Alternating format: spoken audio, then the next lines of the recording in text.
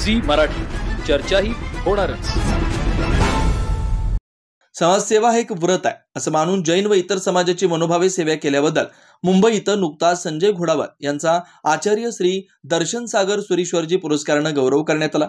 हा पुरस्कार मुख्यमंत्र्यांच्या सुविद्य पत्नी अमृता फडणवीस, महिला व बालविकास मंत्री आदिती तटकरे यांच्या हस्ते प्रदान करण्यात आला। श्री अभिघ्न इस्टेट, श्री मुनी सुव्रत स्वामी श्वेमुपू जैन संघ व चातुर्मास व्यवस्था कमिटी यांच्याद्वारे या पुरस्कार सोहळ्याचं आयोजन करण्यात आलं होतं। यावेळी विविध क्षेत्रातील मान्यवर उपस्थित होते। संजय घोडावत यांनी कोल्हापूर आणि परिसरात राहून स्थानिक ते आंतरराष्ट्रीय पातळीवर आपल्या कार्याचा ठसा उमटवलाय। मिठापासून ते विमानापर्यंत विविध क्षेत्रात उद्योगांची उभारणी केली। तसेच संजय घोडावत शिक्षण संकुलाची स्थापना केली। यामध्ये संजय घोडावत विद्यापीठ, इंटरनॅशनल स्कूल, पॉलिटेक्निक, IIT व मेडिकल अकॅडमी सुरू केली। इथं 21,000 विद्यार्थी शिक्षण घेत आहेत।